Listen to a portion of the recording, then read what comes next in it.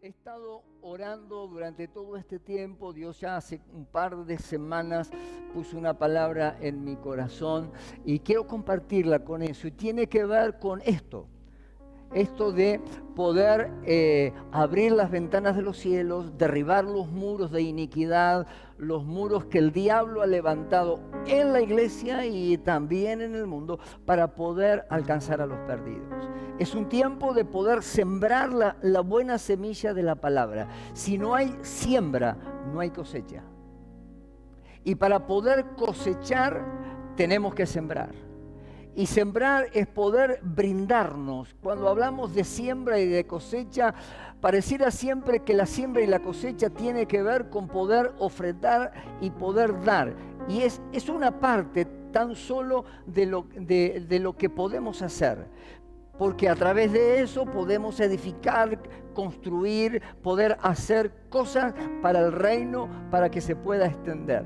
Pero por el otro lado, y más importante, es poder sembrar nuestra vida. Y como dice la palabra, lo que recibimos por gracia tenemos que aprender a compartirlo. Y si en lo poco podemos ser fieles, Dios nos va a poner en lo mucho. Así que abra su Biblia allí en 2 de Corintios, capítulo 4, versos 3 y 4. Ahí hay dos versículos que son importantes y que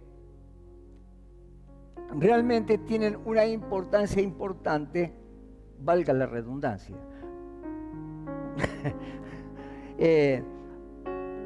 Segunda de Corintios capítulo 4, versos 3 y 4. Si lo encontró, lo leemos.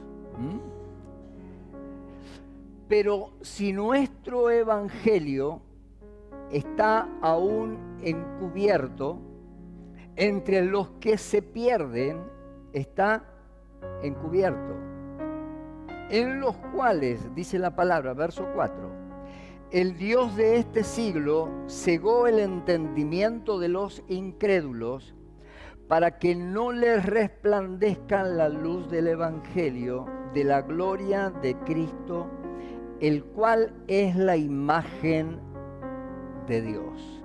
En otra versión dice, los únicos que no pueden entender la buena noticia que anunciamos son los que no se salvan.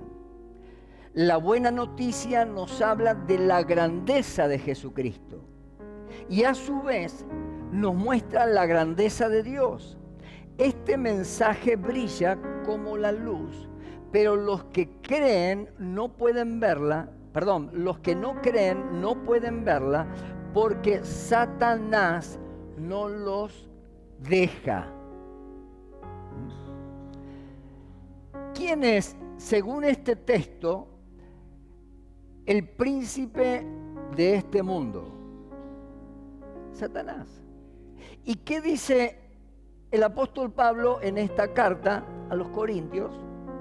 Dice, pero si nuestro evangelio, nos está hablando como iglesia, si nuestro evangelio está aún encubierto, si los que están afuera no conocen al Señor Jesús, dice, entre los que se pierden está encubierto. El cual, el Dios de este siglo, cegó, ¿el qué? El entendimiento de los incrédulos, para que no les resplandezca la luz del Evangelio de la gloria de Cristo. O sea que usted y yo hemos recibido a Cristo como Señor y Salvador en nuestra vida y a través de haber aceptado a Jesús y estamos en ese tiempo y en ese proceso de maduración que seguirá todos los días hasta que Cristo nos venga a buscar. Pero vamos conociendo a Cristo. A través de la palabra somos limpiados, a través de la palabra nos conducimos, sabemos, encontramos nuestro propósito en la vida, pero también podemos compartirlo. Podemos disfrutar de las grandezas del Señor. podemos encontrarnos a través de las promesas que el Señor nos da en su palabra, podemos caminar a través de ellas, creerlas, proclamarlas y poder glorificar el nombre de Jesús. Acerca de esto el otro día en este congreso que teníamos o retiro con los pastores, puede sonar curioso, ¿no? Pero estábamos compartiendo en la mesa con otro colega de otra ciudad y me decía, che, esto de proclamar la palabra funciona, contáselo a los que pescan. Y digo, ¿y cómo es el tema? Vos sabés que fui con unos amigos que no eran creyentes, uno era un vecino, otro era un pariente, pero no conocían al Señor, y otro más. Fuimos a una laguna a pescar. Dice, yo de pesca no sé mucho, pero fuimos. Llevé mi cañita y eso, y estábamos pescando y no pescábamos nada. Entonces yo le dije, mire, hay que llamar. La Biblia nos dice que tenemos que proclamar la palabra y que tenemos que llamar las cosas que no son como que fueran. Y si, ¿cómo funciona eso? Y tenemos que llamar a los pecados que vengan. Y se empezaron a reír, como usted se está riendo. Los pescadores ya están poniéndose... Y claro, no me quedó otra que proclamar la palabra. Y dije, pescados, peces, vengan. Dice, y seguimos pescando. A los 5 minutos,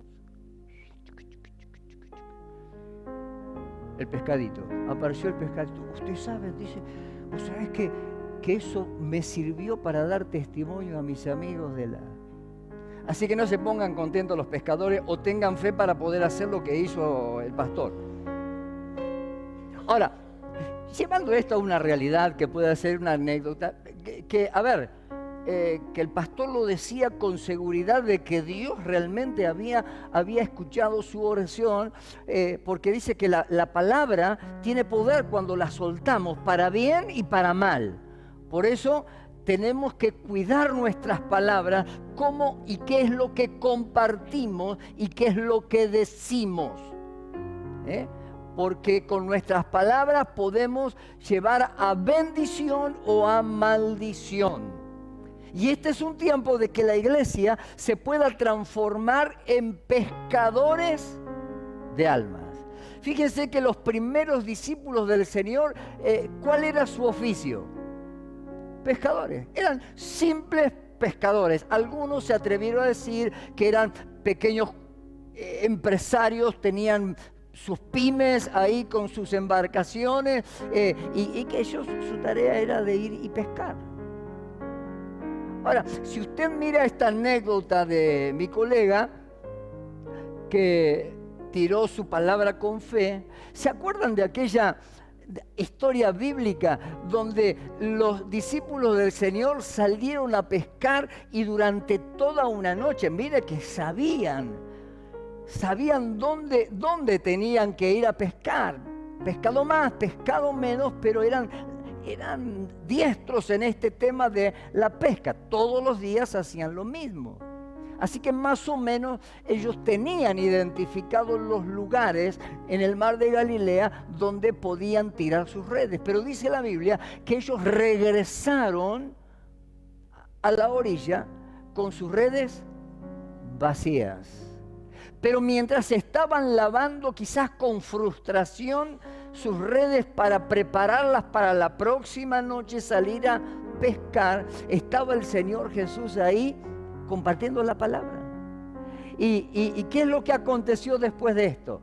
Dice que el Señor le pidió permiso que poder servirse de una de las barcas, la corrió un poco de la orilla para poder predicar a aquella multitud que se había amontonado en aquella costa. Y luego le dijo, vamos a meternos mar adentro. Y cuando se metieron mar adentro, el Señor soltó la palabra. ¿Se acuerdan lo que dijo? Que tiraran las redes. ¿Qué fue lo que hizo Jesús? Soltó la palabra como mi amigo. Nada más que, este pescó nada más que un pescadito. Ellos pescaron un montón de peces que aún tuvieron que pedirle a las otras embarcaciones que les ayudaran a poder cargarlas. Ahora, es interesante que el Señor nos está llevando a un desafío mayor. ¿Saben lo que a veces nos pasa? Estamos contentos, cómodos dentro de las cuatro paredes de un templo, disfrutando de la alabanza, de la prédica, del show del 7 de noviembre, de la oración, de todo lo que la iglesia puede hacer. Pero sabe que la principal función y tarea de la iglesia es tirar nuestras redes. Piense por un momento cuántos amigos usted conoce, cuántos vecinos usted conoce, cuántos compañeros de trabajo que usted conoce, que todavía no conocen al Señor Jesús. Por eso es tan importante este tiempo de oración, esta media jornada de oración a cuerpo presente, doblando nuestras rodillas delante del Señor y poder humillarnos delante de la presencia de Dios y clamar a Dios para que Dios abra los cielos. Que tengamos un tiempo de cielos abiertos para que a medida que podamos clamar al Señor pueda acontecer esto que dice el apóstol Pablo en la segunda carta de Corintios. Dice que si nuestro evangelio está encubierto, entre los que se pierden está encubierto. O sea, que si nosotros escondemos el mensaje del evangelio y tan solo nos quedamos cómodos en la barca, o frustrados en nuestras células, porque ya hemos hecho nuestro grupo, ya hemos generado nuestro grupo de amigos y nos sentimos cómodos, estamos bien, nos conocemos todos, tomamos todos del mismo mate, comemos todas las mismas masitas. Pero el Señor nos está diciendo, vayan mar adentro, ahí donde está la necesidad, porque ahí el evangelio está encubierto.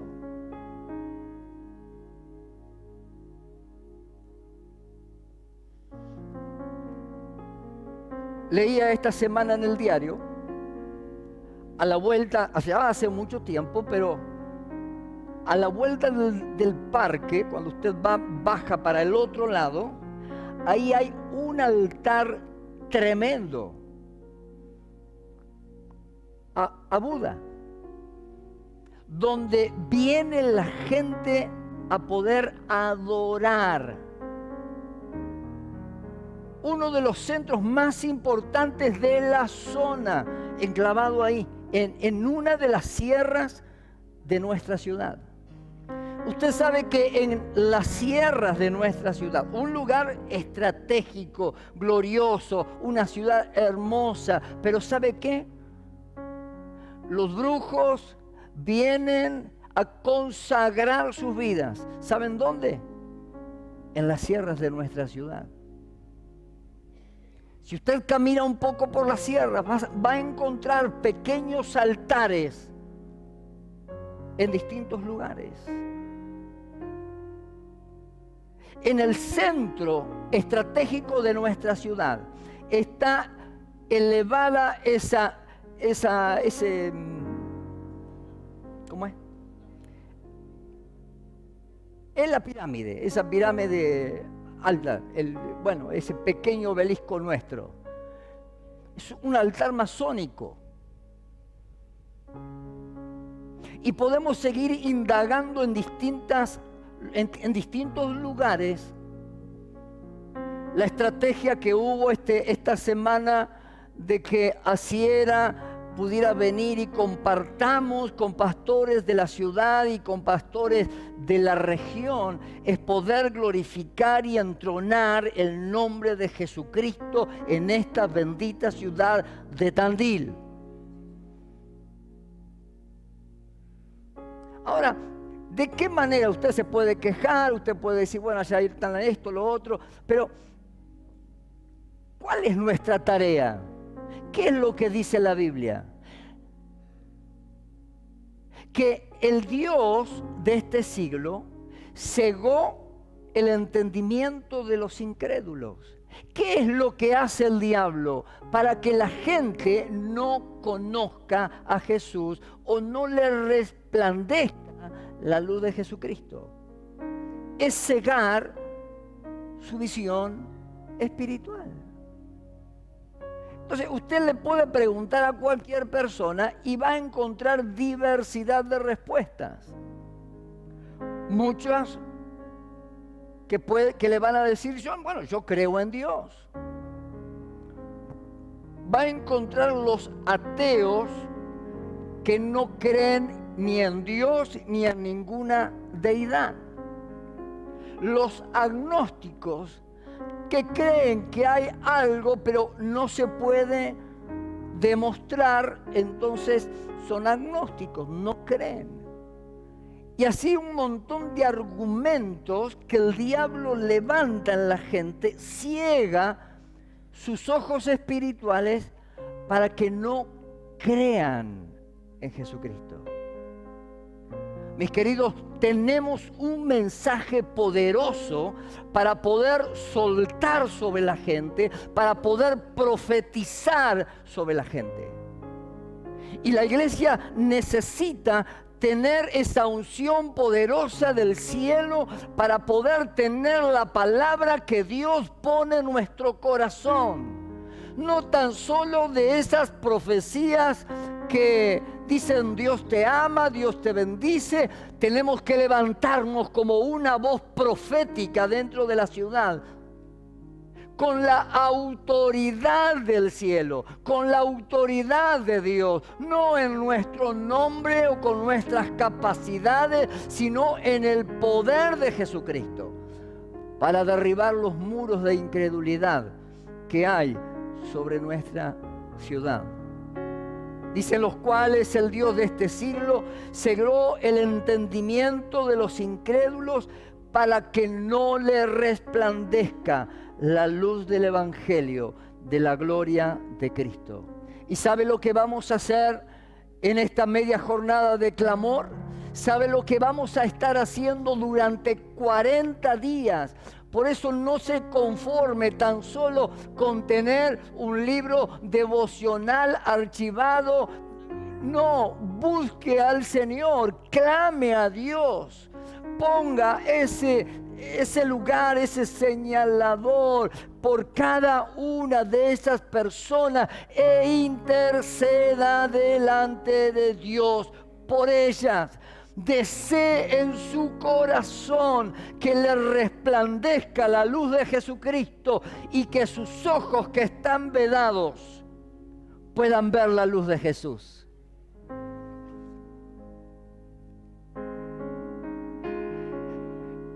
El diablo ya sabe cuál es su destino. Jesús ya pagó un precio en la cruz del Calvario para poder traernos salvación. Le invito a que vaya a Romanos capítulo 10. Romanos capítulo 10. Versículo 7 en adelante. Si me trae por favor un poquito de agua. Romanos capítulo 10. Dice, versículo 7 en adelante.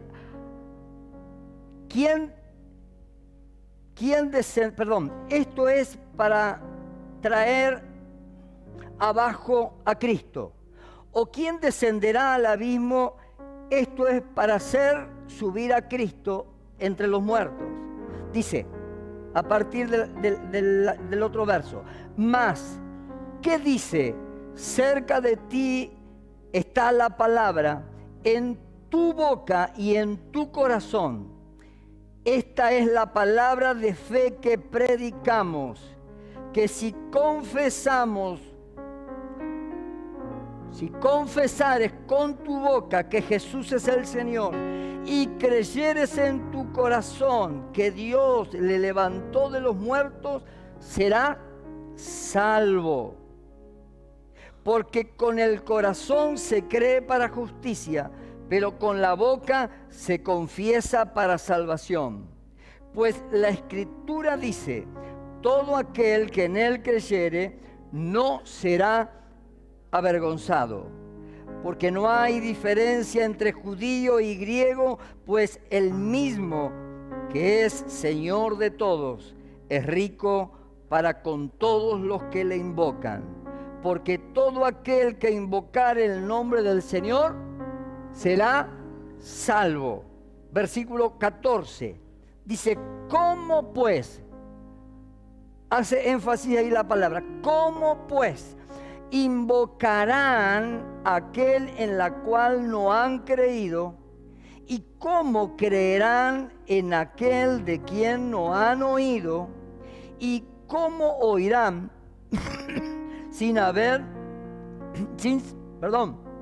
¿Y cómo oirán sin haber quien les predique? ¿Y cómo predicarán si no fueren enviados? Como está escrito: cuán hermosos son los pies de los que anuncian la paz, de los que anuncian las buenas noticias. Pero mire qué desafío. ¿Qué es lo que dice? ¿Cómo invocarán a aquel que no han creído? ¿Y cómo creerán en aquel a quien no han oído? ¿Y cómo oirán sin haber quien les predique? ¿Y cómo predicarán si no fueren enviados? Y esta es justamente el día, el momento donde Dios nos está enviando. Porque después de derribar los muros que se han levantado sobre nuestra ciudad para generar la incredulidad, tenemos, porque así somos los tandilenses, si vamos a hacer algo vamos a tener bastante. Tenemos dos Cristos. Tenemos el Cristo crucificado y el Cristo con las manos extendidas, el Cristo de la sierra. Hace rato que no voy al Calvario, pero cuando subía a veces, subía con los amigos, no iba, encontraba todo alrededor de la cruz un montón de pañuelitos atados con promesa. ¿Usted sabe lo que trae eso? Ataduras. Ahora, usted puede criticar eso. Usted puede criticar el que levanta el gauchito Gil en la casa y todo esto. Podemos criticar muchas cosas. Ahora, ¿qué dice la palabra acerca de esa gente? Porque todos, el ser humano, ha sido creado en cuerpo, espíritu y alma. Todos tenemos esa búsqueda de algo espiritual, aún los que no conocen, aún aquellos que se dicen que son ateos, en algo creen. Aún aquellos que dicen que son agnósticos, en algo creen. Pero es interesante que podamos tener bien en claro cuál es el mensaje que tenemos que predicar.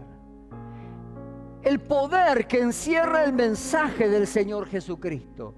No estamos predicando simplemente una religión, sino que estamos predicando a un Cristo resucitado que marcó un hito en la humanidad. Alguien que murió, resucitó al tercer día y se elevó victorioso para estar a la diestra de Dios Padre. Alguien dijo en estos días, Cristo se manifestó corporalmente Y él recorría las aldeas, recorría las ciudades, pero era Jesús en el envase de un cuerpo humano.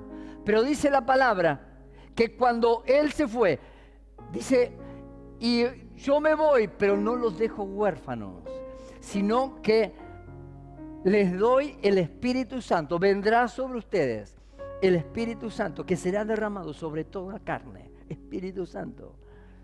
Y el Espíritu de Dios se mueve sobre la faz de la tierra. Y como hijos de Dios que anhelamos, por eso es tan importante poder clamar a Dios para que el Espíritu Santo se manifieste en este tiempo, para poder ver la gloriosa obra redentora de Cristo en las personas, no tan solo en los eventos. En los eventos nos capacitamos en la iglesia, nos nutrimos, somos ministrados, pero tenemos que ser llenos del poder del Espíritu Santo para poder derribar los muros que están bloqueando que los perdidos puedan venir a Jesucristo. Estos días leía todo un texto en el libro de los Jueces, donde dice la palabra que hubo un tiempo ahí donde el pueblo de Israel no tenía rey. O sea que no había dirección. Y en medio de ese caos de dirección, cuenta una historia ahí por el capítulo 20 de una situación que pasó con un levita y su concubina, que yendo de camino y de regreso a Jerusalén no tenía un lugar donde poder posar, y un hombre que venía del campo le brindó su casa. Pero igual que en los tiempos de Sodoma y Gomorra, pasó exactamente lo mismo. Dice que 4 o 5 hombres, un grupo de hombres viles de la tribu de Benjamín, la tribu más pequeña del pueblo de Israel, golpearon en la casa de ese hombre que había hospedado al levita y a su concubina, pidiéndole al hombre que sacara afuera. ¿A quién? ¿A la concubina? No, al levita. Y el dueño de casa dijo: tal mal no hagan, le doy nuestra hija, le damos la concubina. Estaban como en Sodoma y Gomorra. Y cuando entregaron a la concubina, dice que la vejaron durante toda la noche hasta que la mujer muere a la puerta de la casa de ese hombre. Eso desató una guerra civil en el pueblo de Israel. Usted sabe que el pueblo de Israel eran 12 tribus y se generó una guerra civil, una venganza, cuando este hombre contó lo que había contado o había acontecido, con alguna clase de falacia también y de mentira, para no sentirse él avergonzado de no haber salido o haber asumido su rol. Dice que se juntaron como un solo hombre las 11 tribus de Israel y pidieron justicia a la tribu de Benjamín, la más pequeña pero fuerte, y no quisieron ceder, y se generó allí una guerra civil. Dice que las 11 tribus, y repite en 3 oportunidades, como un solo hombre, clamaron a Jehová para ver qué era lo que tenían que hacer si salir a la batalla. Pero si bien que clamaron a Jehová, ellos tomaron una decisión. Salieron con 400,000 soldados de a pie, con espada, para combatir contra los de Galaad, con los benjaminitas. Eran 26.000 de la tribu de Benjamín. ¿Sabe qué aconteció? Perdieron. Cantidad de soldados murieron. Creo que eran algo de 26.000, o no me acuerdo la cifra ahora, de gente que perdió las 11 tribus con un grupo pequeño. En una segunda oportunidad, ellos volvieron a clamar a Jehová y salieron nuevamente a la guerra. Y por segunda vez perdieron. Y perdieron hombres en esa batalla. Pero por tercera vez dice que ellos clamaron, lloraron y presentaron ofrendas a Dios, pidiéndoles que Dios les dirigiera, y se pusieron en pie, porque ahora Dios le estaba dando una dirección cierta de que salieran a la batalla, y le dio una estrategia. Hasta ese momento los benjaminitas estaban dentro de los muros, y de dentro de los muros ellos combatían y les ganaban.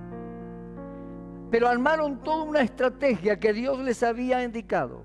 Perdieron algunos escasos hombres en esto, pero obligaron a los de Benjamín a salir fuera de los muros. Y mientras que ellos creían que iban a ganar nuevamente la batalla, se alejaron de los muros. Y por el otro lado, las 11 tribus, o los que restaban, entraron a la ciudad y la prendieron fuego y derribaron los muros y conquistaron el lugar. ¿Sabe cuál es la lección? Tenemos que derribar los muros. Los muros que el diablo ha levantado primero sobre nuestras mentes, de que no podemos, de que no estás capacitado, de que hay situaciones en tu vida que te impiden poder predicar el evangelio. ¿Qué voy a decirle? Compartir tu testimonio. Pero si soy un pecador, sí, pero Dios te ha perdonado. Derribar los argumentos que el diablo ha generado en tu mente y te ha generado inferioridad de corazón para poder hacer la tarea que Dios te ha llamado a hacer, predicar el evangelio. Pero por el otro lado, también Dios nos da la estrategia de poder orar y clamar al cielo. Hemos dicho recién, en esta estrategia que Dios nos da en este tiempo, el poder llegar a las personas de una manera diferente, de poder sacarle fuera de los muros de la incredulidad, acercarnos a ellos amigablemente, poder llegar a sus corazones, no de esa forma agresiva que muchas veces hemos tratado de ganar a la gente. Hemos ido con la Biblia y un poco más, como dijo alguien, después de haberle predicado en 3 oportunidades a alguien, le dijo: mirá, si la palabra no te entra por un lado, va a entrar por otro, y le partió la Biblia en la cabeza.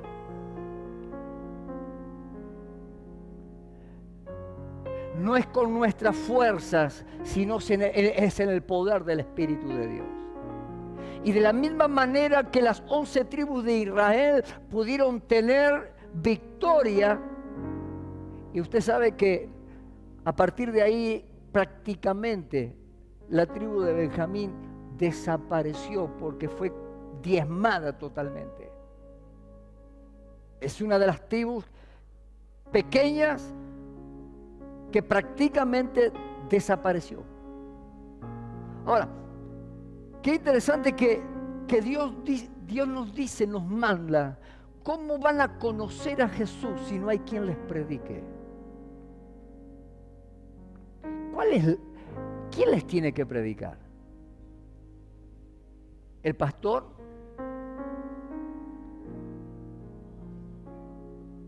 cuando el Señor nos da la comisión, la gran comisión, ¿cuál fue la gran comisión que el Señor Jesús nos dio antes de partir de esta tierra? Id. Es un verbo imperativo, es una orden. No le dijo, muchachos, mire, si por ahí tienen algún tiempo, si yo les doy algún ministerio, algún carguito de la iglesia, vayan y hablen con la gente. No, nos dio una orden. Es un verbo imperativo, vayan y prediquen el evangelio a toda criatura. El que creyere será salvo, mas el que no creyere será condenado. Predicamos para bendición, para salvación y para maldición de aquellos que no creen.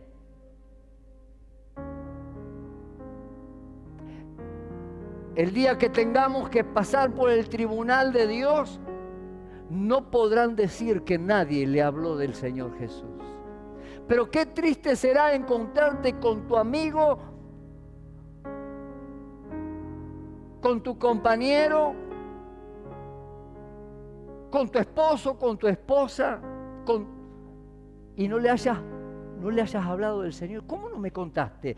Compartimos tanto tiempo juntos y nunca me hablaste del Señor Jesús. Hermanos queridos, en este tiempo, a pesar de lo que está pasando en el mundo, se nos decía estos días en una imagen muy gráfica, uno de los oradores tomó una naranja, la partió, la marcó a la mitad. Dice, miren, en toda la historia de la humanidad, de la mitad del mundo para arriba, fue donde acontecieron las peores guerras hasta el día de hoy.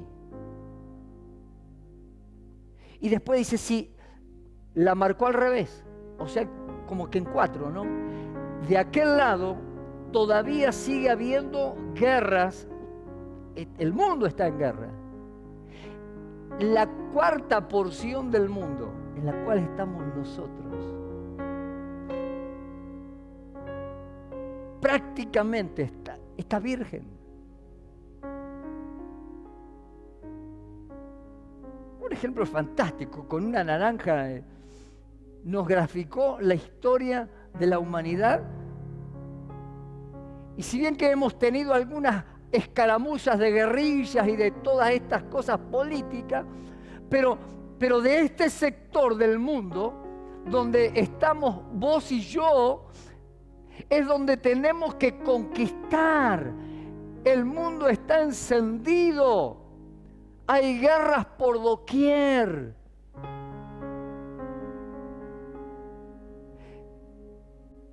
Y somos nosotros, aquellos que tenemos la oportunidad de poder predicar el Evangelio. Usted sabe, en los peores lugares como África o todos estos lugares se está encendiendo un avivamiento, y en medio de este avivamiento hay muerte. Cientos de personas cristianas están siendo muertos por causa del Señor Jesús. Y en esta cuarta parte del mundo todavía tenemos la libertad de poder hacer esto, de predicar el Evangelio, de reunirnos, de poder clamar al cielo, de poder ir a las plazas y predicar de Jesús, o hacer un festival para que el mundo conozca esta libertad gloriosa. Pero sepa que el diablo se está levantando con toda su legión de ángeles malignos para querer destruir, para querer robarnos esa libertad. Disfrutemos y cumplamos el llamado que Jesús nos ha llamado a poder cumplir. Dios nos ayude, que este sea un tiempo de poder comprometernos con el Señor. No es un tiempo de entretenernos a jugar a ser cristianos. Aún todo esto ha entrado, permeado dentro de las iglesias. Pero mi querido, a lo largo de todo este año, a través de los distintos sermones que hemos estado predicando, le hemos llevado a que usted pueda aprender a conocer a Jesús. No estamos en la iglesia para poder entretenerlos, sino para que usted tenga un encuentro real con Jesucristo. No tan solo que usted haya confesado con su boca que Jesucristo es el Señor, sino que esto nos lleve a poder alejarnos del pecado y vivir una vida en santidad en la cual podamos llegar a la presencia de Dios y podamos adorarle en espíritu y en verdad. Y sabe, después de la prueba, después de la batalla, después de que pasemos las distintas cosas, viene la victoria. Prueba, pero hay milagros. Es tiempo de poder alcanzar los grandes milagros que Dios tiene para esta humanidad. Y Dios quiere usarlo a usted en esa simpleza de corazón, pero también en esa convicción de que usted está buscando a Jesús como el centro de su vida. Que podamos decir como el apóstol Pablo: ya no vivo yo, sino que ahora Cristo vive en mí. Y que no es una frase bonita, sino es algo que tenemos que vivenciar en nuestra vida. Aprenda a conocer a Jesús, a vivir, aunque haya prueba, aunque haya dificultad. Pero Dios tiene cosas grandes preparadas para este tiempo. Como el pueblo de Israel, nos podamos unir como un solo hombre, derrumbando los muros de iniquidad que impide que la gente le resplandezca la luz de Jesucristo. El milagro está más cerca de lo que usted piensa. Si usted sabe, desde que el Señor me dio este mensaje hace 20 días, haciendo una caminata, Dios me mostró este mensaje. Me desafió a poder compartirlo. ¿Sabe por qué? Mire, durante este periodo, hasta 2 minutos antes de pararme de esa silla, el diablo estuvo queriendo hackear 1000 cosas. Situaciones pasaron a lo largo de estos días que tuve que enfrentar. Batallas espirituales. Luchando, clamando en la presencia de Dios, derribando ciertos muros que el diablo ha querido levantar, sabiendo que Dios nos ha dado la victoria. El milagro está más cerca de lo que pensás. ¿Hay batalla? Sí hay batalla. Batalla, pero después de la batalla viene la victoria, vienen los milagros. Había un viejo corito que hoy tarareaba, muy viejo, que decía: batalla, sin batalla no hay victoria. Pero mire, estoy hablando de algunos. Batalla no es batalla si no viene la prueba, si no viene la calumnia. Batalla no es batalla.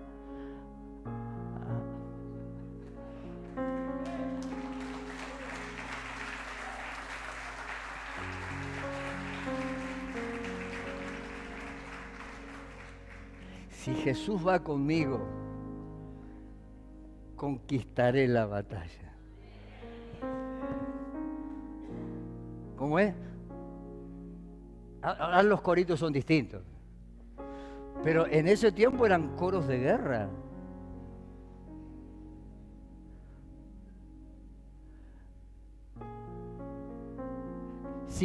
si Jesús conmigo está, yo ganaré la batalla. Seguramente que a lo largo de todo este tiempo usted ha tenido que pasar pruebas. Quizás hoy usted está en este lugar con una situación de prueba y usted se está preguntando una y otra vez, y el diablo estará bombardeando y levantando muros en su mente.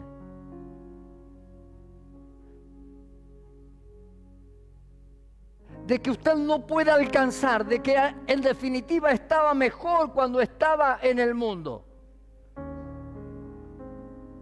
O está clamando en la presencia del Señor y ve que los cielos se hacen de bronce. Pero quiero decirle que aunque usted sienta el silencio de Dios, Dios está trabajando.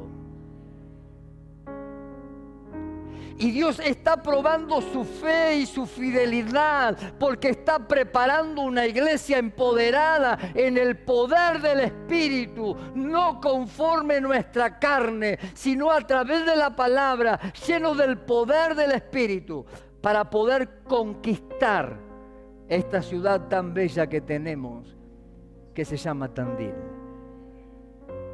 ¿Cuántos llaman Tandil? Yo nací en esta ciudad y amo mi ciudad.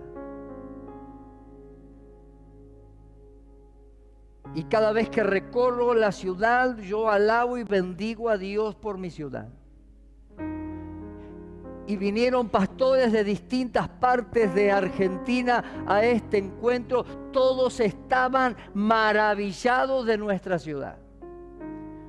Y dijeron, la próxima la hacemos acá también. No sé si por los salamines o por la... Pero todos estaban alabando la ciudad. Pastores nos decían, lo que ustedes están experimentando acá, no lo experimentamos en ninguna parte. La unidad del cuerpo de Cristo en la ciudad de Tandil que ustedes tienen en este lugar, no se vive en otras ciudades. Hay ciudades donde hay 4 o 5 iglesias en la ciudad. Y entre los 4 pastores ni siquiera se conocen. Se pelean entre ellos. Ahora, en medio de la unidad, como dice la palabra acerca de que estaba el pueblo de Israel unidos en un solo hombre, Dios nos va a dar la conquista. Pero no solamente en la unidad, sino también en poder humillarnos delante de la presencia de Dios. Decirle, Señor, aquí estamos a tus pies.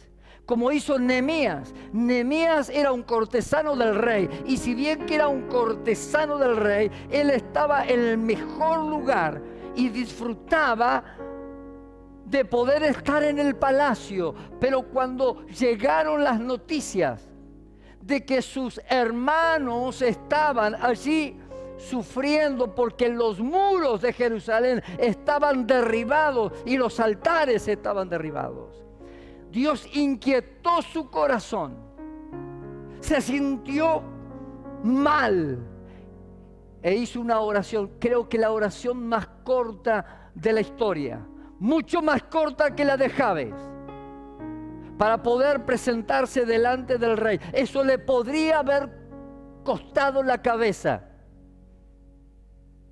Pero cuando el rey vio que su semblante estaba decaído, cuando estaba sirviendo, le preguntó qué es lo que le pasaba. Él sentía el dolor de sus hermanos que estaban desprotegidos. ¿Y qué es lo que necesita? El rey le dio cartas para poder ir, le dio todos los recursos y fue y levantó los muros. Pero primero tenemos que derribar. Dios le dijo a Jeremías, te he levantado y te he ungido, primero para derribar y después para poder construir. Usted no puede construir si no hay algo que está sólido debajo. Y en un tiempo récord, Nehemías levantó los muros de Jerusalén. Y dice la palabra que tenía lucha de adentro y tenía lucha de afuera. Que mientras estaban levantando en los distintos lugares del muro, estaban con una mano la cuchara y con la otra la espada. ¿Y va a venir prueba? Sí. ¿Va a haber lucha? Sí. Pero después de la prueba, después de la batalla vienen los grandes milagros. ¿Cuántos quieren ver milagros de parte de Dios?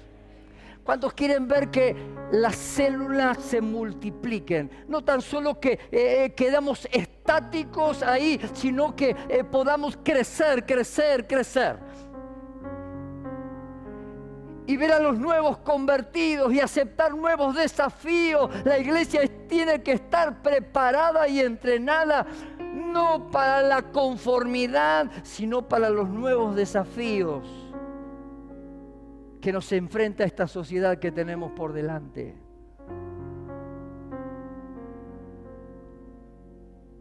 ¿Está usted preparado? Estos 40 días y esta media jornada de oración y estos 40 días de ayuno, no los subestime.